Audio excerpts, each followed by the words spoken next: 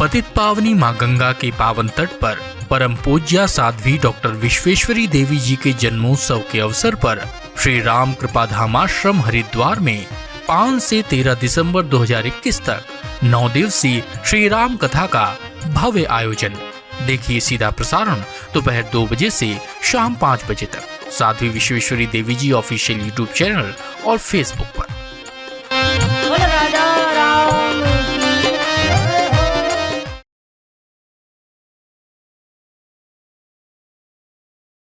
एक दिन मैया प्रातः काल दधि मंथन कर रही है।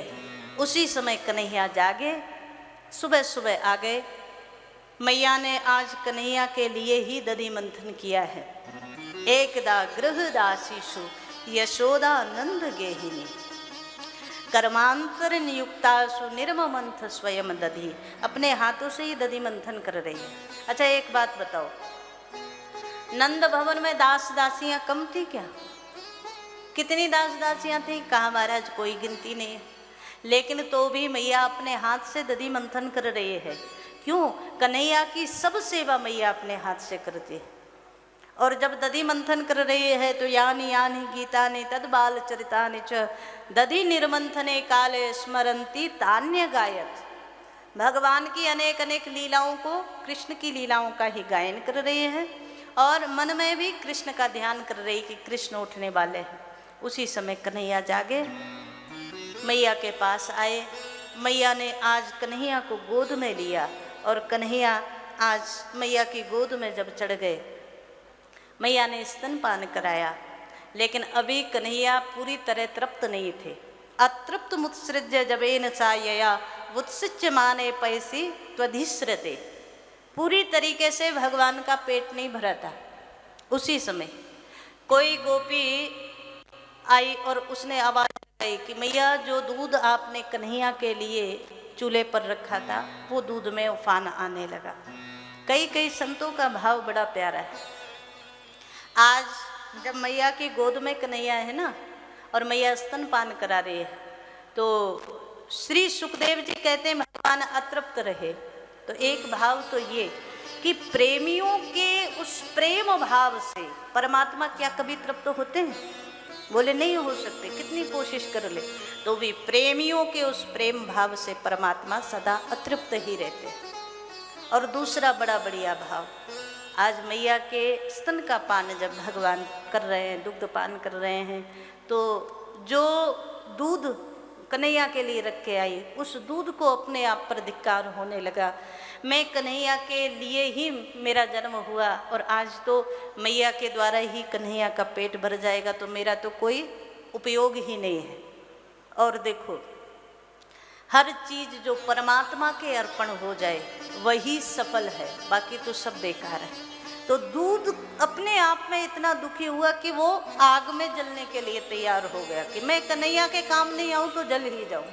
इतने में मैया ने जब सुना कि दूध उबलने लगा, तो हमारे यहाँ घरों में कहते हैं कि दूध यदि आग में जले तो वो अपशकुन माना जाता है। इसलिए दूध में उबाली आए उससे पहले ही उतार देना चाहिए, जले ना, निकले ना।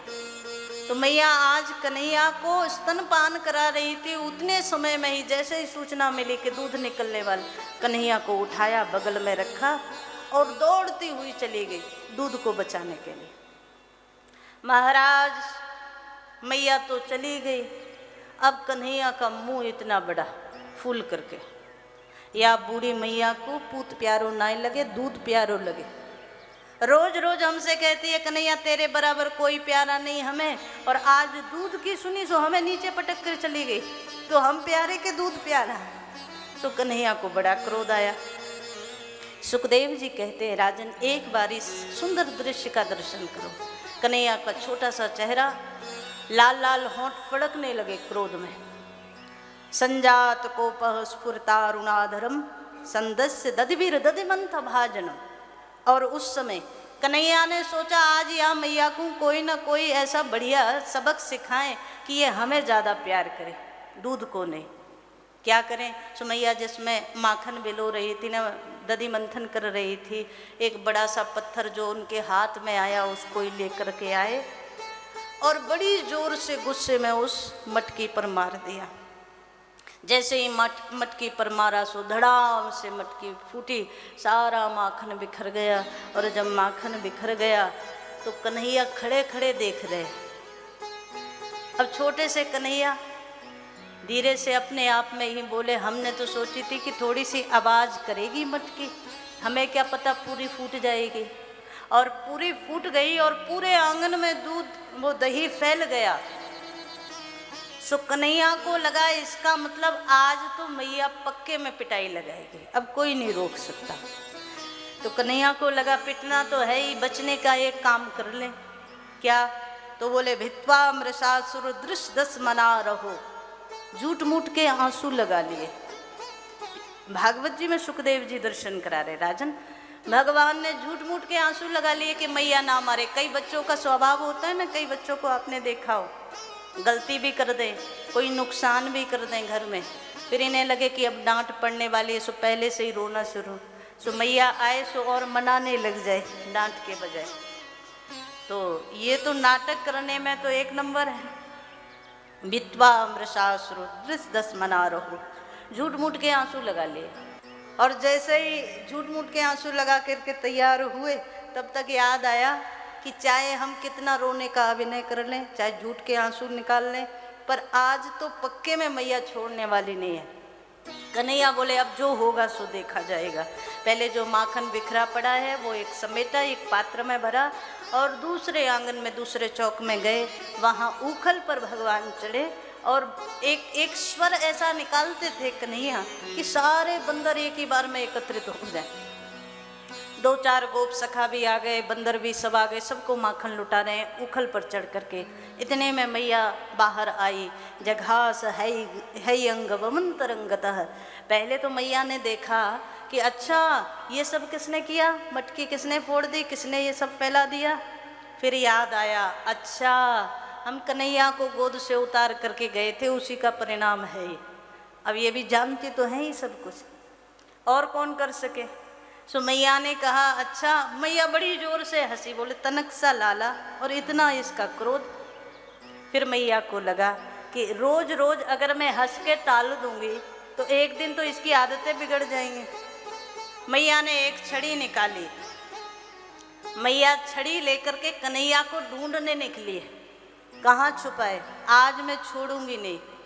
श्री सुखदेव जी कहते हैं राजन एक क्षण के लिए दर्शन करो, जिसके भय से महाकाल भी भयभीत तो होता है, प्रलय काल में काल भी जिससे भयभीत तो रहता है, ऐसे परमात्मा मैया से भयभीत है। जैसे ही मक्खन लुटा रहे थे, दो चार सखाओं को उस दरवाजे के ओर मुंह करके खड़ा किया था कि देखते रहियो, मैया आए तो बता दियो हमें। होशियार तो बहुत है ना। तो जैसे ही मैया आई, सखाओं ने आवाज लगाई कन्हैया सावधान, मैया आ रही है। कन्हैया ने कहा अच्छा एक बात बताओ, हंसती हुई आ रही है कि क्रोध में आ रही है? और इनकी पीठ है और दो चार सखाओं को उस ओर खड़ा कर रखा, हंसती हुई आ रही है कि क्रोध में? तो सखाओं ने कहा क्रोध में आ रही है और हाथ में सांटी भी है, चांदी की छड़ी लेकर के आ रही है। कन्हैया बोले फिर रुकना ठीक नहीं है, छलांग लगाई उखल से, आगे आगे भगवान दौड़ना शुरू हुए। पीछे पीछे जितने सखा थे वो सब भागे, कन्हैया भाग रहे हैं तो हम भी भागे। और जब सखाओं को और भगवान को भागते हुए देखा, सो पीछे पीछे जितने बंदरों को भगवान माखन लुटा रहे थे वो सब बंदर भी पीछे पीछे भाग रहे। कन्हैया को भागते देखा मैया ने, तो मैया बोली आज हम भी नहीं छोड़ेंगे। मैया भी पीछे पीछे भागने लगी। ब्रज की गलियों का अद्भुत नज़ारा है महाराज, यहाँ भगवान भी भाग रहे हैं और भगवान को जो लाड लड़ाती है वो मैया भी भाग रही है। श्री सुखदेव जी कहते हैं आज मैया की चोटी में जो पुष्प गुथे थे वो पुष्प टूट टूट करके मैया के चरणों में गिरने लगे। मैया हम तेरे सिर पर रहने लायक नहीं। अरे जिसने कन्हैया को भी भगा रखा हो, डरा रखा हो, उस मैया के तो चरणों में हमें स्थान लेना चाहिए, उस मैया के सिर पर कैसे बैठे। बड़ा अद्भुत दर्शन, बड़ी दूर तक कन्हैया भागे। लौट कर देख लेते हैं कि बुढ़िया मैया आ रही है कि नहीं, और मैया आ रही है तो और जोर से भागते। श्री सुखदेव जी दर्शन करा रहे हैं। एक बार आवाज लगाई, कन्हैया जरा रुकना, थोड़ा सा तो रुक जा। कन्हैया ने कहा मारेगी तो नहीं, पहले ये बता। तो रुके। मैया बोली नहीं नहीं, तूने काम ही ऐसा किया कि तेरी आरती करने का मन है, मारने का नहीं, थोड़ा सा रुक जा। कन्हैया बोले ना, फिर ना रुकेंगे। सो दौड़ने लगे, बड़ी दूर तक भगवान भागे। बाद में पीछे लौट करके देखा, श्री परमात्मा ने देखा मैया के माथे पर पसीना आ गया, श्वास फूलने लगी, मैया थक गई, ये नजर आया। सो कन्हैया को लगा, एक बार मैया से बोले मैया देख आखिरी बात पूछ रहे हैं, तू मारेगी तो नहीं? मैया बोली बिल्कुल नहीं मारूंगी, एक बार हाथ में आ जा बस। सो कन्हैया बोले ठीक है, फिर तेरी बात का भरोसा कर लेते हैं। सो कन्हैया रुक गए। और महाराज रुकने का सबसे बड़ा कारण है कि मैया थक गई और ये कन्हैया को पता है कि अब मैया दौड़ नहीं सकती। सो मैया के हाथ में ही आ गए। मैया ने हाथ पकड़ा, चांदी की छड़ी दिखाती हुई बोली आज तूने जो किया है ना वो छोटा काम नहीं है। मेरे दादी सास की जमाने की मटकी फोड़ दी, जिसे मैं इतना प्यार करती थी, वो मटकी तूने फोड़ी है, आज तुझे तो सजा मिलेगी। लेकर के आई है। जिस उखल पर चढ़ कर के भगवान ने माखन लुटाया, उसी उखल से कन्हैया को बांध रही है। रस्सी लेकर के आई और बांध रही है। मानो एक भाव बड़ा प्यारा ये है, बच्चे नटखट हों अच्छी बात है, लेकिन हर समय उनको छोड़ना भी ठीक नहीं, थोड़ा सा डराना भी जरूरी है, नहीं तो आगे उनकी जो नटखटपन है, जो शैतानी है, वो उद्दंडता बन जाएगी। तो मैया ने एक रस्सी लाई, तदपि द्वयंगुलम न्यूनम यद्यदादत्त बंधनम। जैसे ही बांधने लगी 2 अंगुल छोटी पड़ गई। मैया दूसरी रस्सी लाई, तीसरी लाई, कई रस्सी बांधती है और जैसे ही कन्हैया को बांधने लगी। आज कन्हैया का एक नाम पड़ा, दामोदर नाम सुना है आपने? दाम कहते हैं संस्कृत में रस्सी को, और जिसके उदर में दाम यानी रस्सी को मैया ने बांध दिया तो भगवान का नाम हो गया दामोदर। बोलो दामोदर भगवान की। आज भगवान को जब बांधने लगी 2 अंगुल की रस्सी कम पड़ती है। कई संतों को तो भाव है, जब मैया बांधते बांधते थक गई पर बांध नहीं पाई, तो आज जिस रस्सी से कन्हैया बंधे हैं वो राधा रानी के यहाँ से मंगाई गई, उस रस्सी से कन्हैया बंधे। अथवा तो संतों का भाव है, स्वमातु शून्य गात्रा विस्त्रस्त कवर स्रजा दृष्ट्वा परिश्रमम कृष्ण कृपया सीत स्वबंधने। जब माँ को ज़्यादा थका हुआ देखा तो अपनी कृपा से कृष्ण स्वयं बंधन में आ गए। मैया ने नहीं बांधा, स्वयं बंध गए। एक संत कहते हैं कि बात यह है, जब भगवान को मैया बांधने लगी तो भगवान की 2 माया है, एक तो भगवान की ऐश्वर्य माया, एक माधुर्य माया। ऐश्वर्य माया कहती है ये त्रिभुवन के स्वामी हैं, ये परब्रह्म परमेश्वर हैं, संसार की किसी रस्सी में ताकत नहीं जो इनको बांध दे। तो 1 अंगुल घट गया। और जो माधुर्य शक्ति है वो कहती है कि नहीं नहीं ये होंगे परमात्मा, लेकिन यहाँ तो यशोदा के लाला बने हैं और यशोदा बांधेगी तो बंधना पड़ेगा। तो महाराज दोनों में झगड़ा हो गया, 2 अंगुल कम पड़ जाता है। भगवान आज अपनी कृपा से ही बंधन में आए, और इस बंधन लीला का एक मूल कारण है मैया बांध करके चली गई।